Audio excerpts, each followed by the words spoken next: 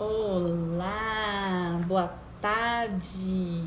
Vamos entrando, aproveitar e chamar outras profissionais que também trabalham com crianças, fonos que recém-formadas ou fonos que estão mudando aí de área. Eu recebi várias mensagens de fono que está mudando de especialidade, está saindo de áudio, está indo para a parte de linguagem, então está aqui no lugar certo.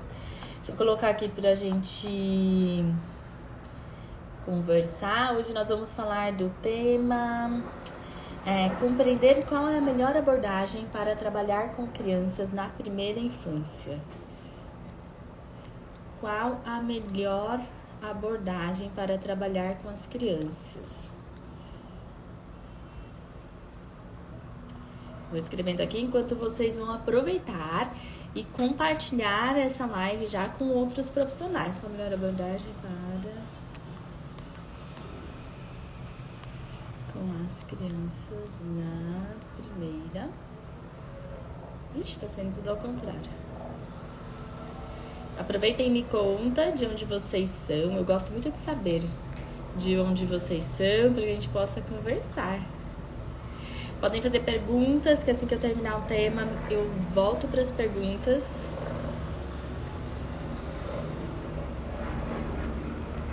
Aí, agora sim. Qual a melhor abordagem para trabalhar com as crianças na primeira infância? Aí já ficou fixado. Então vamos lá para a gente conversar. Deixa eu ver se alguém me contou aqui de onde é. Então eu vou começar aqui para que a gente possa ir, para conseguir terminar todo o assunto, que daqui a pouco eu já tenho um paciente. A melhor abordagem para que a gente possa trabalhar com as crianças na primeira infância, na verdade, eu vou contar muito bem a verdade, eu acabei fazendo um mix. Eu criei o meu próprio método e acabei fazendo um mix para que eu pudesse entender essas crianças e para que desse resultado. E dentro desse mix tem toda a minha formação, todos os meus estudos, tudo aquilo que eu já trabalho, né, dentro da fonoaudiologia, de tudo que eu tive que modificar, que eu falo que eu fui modificando de pouco em pouco quando meu filho nasceu também. Porque na prática é muito diferente daquilo que a gente aprende na teoria. Então eu tenho formação em ABA, naturalista, em Denver, também na parte de linguagem, de voz, audiologia, é muito amplo. E o que eu percebi? Nada vai ajudar essa criança se eu não olhar a criança de uma forma integral. Se eu não olhar a criança além da dificuldade de fala. Porque vamos pensar, aquela criança que está na sala de aula e que ela não fala, o que tem atrás, o que tem além dessa dificuldade? Né? Inclusive, eu tô aqui preparando e conversando aqui com muitas mães, até com professores, com outros fonoaudiólogos, e o que eu lembrei, né? Até de um caso que eu conversei na escola, que a criança tinha uma dificuldade muito enorme de organização, de planejamento e tinha trocas nos sons da fala. E essa criança já veio de uma outra fono e passou comigo porque a criança, a mãe falou assim, olha, eu preciso que ele automatize esses sons. A criança não conseguiu automatizar esses sons. Como que eu faço, né? Já tá na fono há muito tempo. E isso pode acontecer. Mas vejam, essa criança, além da fala, ele tinha toda essa dificuldade de organização. Uma criança que não conseguia montar um quebra-cabeça. As peças não faziam sentido para ele de ver as cores e procurar cores semelhantes, de procurar formas semelhantes.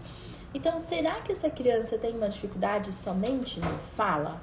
Ou será que essa criança tem uma dificuldade além da fala, de organização, planejamento mental, de planejamento de sequência da articulação da fala? Tudo isso está junto. Mais do que isso, de memória executiva, daquilo que a criança vai falar, daquilo de memória operacional, aquilo que a criança aprendeu, como que ela vai usar aquilo que ela aprendeu. Porque muitas vezes a criança aprende, mas ela não sabe em que momento usar. Como ela vai usar aquilo que ela aprendeu? Então a gente tem que trazer para a criança como uma abordagem que vai ser boa para a criança, é aquela abordagem que faz a criança se sentir motivada, que faz a criança sorrir, que faz a criança engajar. E nem sempre, gente, é uma brincadeira só. Nem sempre é uma abordagem só, são várias, e com essas várias abordagens eu vou usando o que eu preciso trabalhar de objetivo em terapia. Então, não tem aquela só de ficar sentado na mesinha, nem de ficar no chão o tempo inteiro e nem de correr o tempo inteiro. Mas usar daquela motivação da criança para conseguir, sim, trazer todo aquilo que a criança precisa como um objetivo de terapia. E nessa abordagem eu trago muita interação, modelo, contato visual e imitação. E eu já vou contar para vocês que imitação é uma das habilidades que é mais difícil, né, da criança conseguir. Até o contato visual acaba sendo mais fácil porque eu uso com estratégias e a criança acaba fazendo isso. Mas a imitação, a gente precisa ajudar essa criança a desenvolver. Muitos do que eu recebo aqui não tem imitação. Então, como que eu faço para desenvolver essa imitação da criança? E quando a gente está numa sala de aula, é muito mais tranquilo, porque tem toda aquela turma para imitar. E a criança que ela sai daquela roda, que ela sai daquela turma, eu trago ela de volta, né? Inclusive, isso já está lá dentro da minha grade do curso. Eu trago ela de volta e às vezes a gente usa um amiguinho que gosta muito dessa criança que sai da roda, a gente leva outras crianças para buscar, mas de uma forma muito gentil, de uma forma sem atrapalhar o grupo, de uma forma que eu consiga causar nessas crianças um impacto positivo, porque eu tenho que ter o manejo adequado, eu tenho que ter a abordagem adequada e eu tenho que trazer para essa criança essa motivação de estar lá no grupo, uma motivação de estar lá para a história, né? Para escutar a historinha, para ver os dedoches ou os fantoches. Ai, que bom, eu tô adorando ver esses coraçãozinhos aí. E essa interação, eu vou também dar um modelo para a criança. Porque às vezes a gente fala assim, não, a criança, ela vai aprender. Mas nem sempre essa criança tem esse modelo. Por mais que não é o primeiro ano dela dessa escola, por mais que ela já estava lá, por mais que ela já tenha a mesma turma de sempre, esse modelo de interação, de estar com um amigo, de socialização, de fazer as trocas do brinquedo, de participar da atividade, nem sempre ela ainda está adequada, e é constante evolução para que essa criança sim possa se desenvolver. E mais, a repetição e ter essa rotina de repetição é o que vai ajudar a criança a aprender. Porque eu falo que não é mágica, não é da noite pro dia, não é fazendo uma vez, não é fazendo o processo uma única vez e achando que já deu certo, porque não é. E eu não vou mentir dizendo que é um milagre, porque não é. É um processo, e esse processo precisa construir. E construir, eu não falo nem lentamente, mas repetidamente. Construir repetidamente, todos os dias, para que essa criança vá sintetizando essa informação e generalizando. Porque ela tem que aprender de várias formas, para que daí ela possa conseguir generalizar. O fundamento de tudo que a criança aprende é eu ensinar o mesmo estímulo, por isso que tem muita repetição, é ensinar o mesmo estímulo de formas diferentes para a criança generalizar. E trazendo tudo isso, a criança ela vai aprender e a criança começa a mostrar fora de casa, mostrar no ambiente que antes ela não se sentia segura para mostrar. Ela mostra todo o conhecimento que ela tem. E às vezes o conhecimento dessa criança, e daí nós precisamos ressignificar aquilo que a gente espera dessa criança, não que a gente precisa falar assim, ela tem seu tempo, não é isso, tá?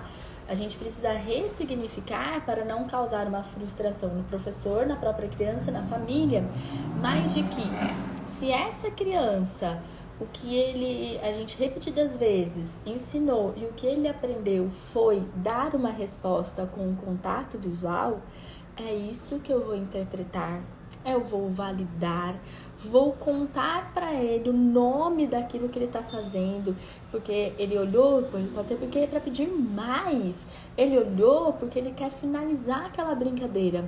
Então essa abordagem, o fundamento dessa abordagem, ela vem mais do que de uma sensibilidade. Eu preciso ter sensibilidade para entender e interpretar aquilo que a criança quer. E essa sensibilidade eu uso também para que essa criança, é como se eu estivesse conhecendo essa criança. Eu mostro, né, que eu conheço essa criança o tempo todo. Hoje mesmo teve aqui no meu atendimento, a gente já estava aqui brincando de quebra-gelo. Mas aí a gente faz sempre os combinados. A criança, na segunda vez que estava jogando, porque ela queria jogar de novo, a segunda vez ela já derrubou tudo depois que montou com um pinguim. Ela já derrubou tudo e não respeitou o combinado. E o que eu disse pra ela? Você quer trocar de brincadeira? Você quer guardar? Por quê? Porque quando ela saiu daquele combinado, o que me mostra? Que ela não quer continuar, mas ela não sabe verbalizar. Então, eu tenho que interpretar, dar um modelo, porque o modelo não é só de brincadeira. O modelo ele também é de fala, o modelo é também de dar um modelo de palavras para essa criança, o modelo de ação, porque ele ainda não tem. Às vezes a gente acha que é só um modelo de brincar, mas é um modelo integral mesmo dessa criança. Um modelo de como abre e fecha o potinho de massinha. O modelo de como brinca faz de conta de escovar os dentes no brinquedo de dentista. Então, é trazer para a criança todos esses modelos. E a principal abordagem é essa investigação e olhos atentos. Quando a gente tem olhos atentos, você consegue pensar fora da caixinha. Pensar e usar criatividade para que você possa usar da motivação que essa criança te mostra todos os dias para ensinar aquilo que você precisa.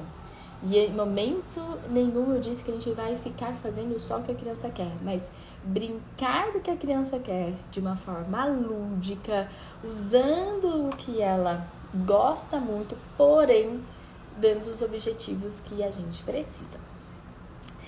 E agora eu vou responder as perguntas. Deixa eu ver que tinha uma pergunta aqui.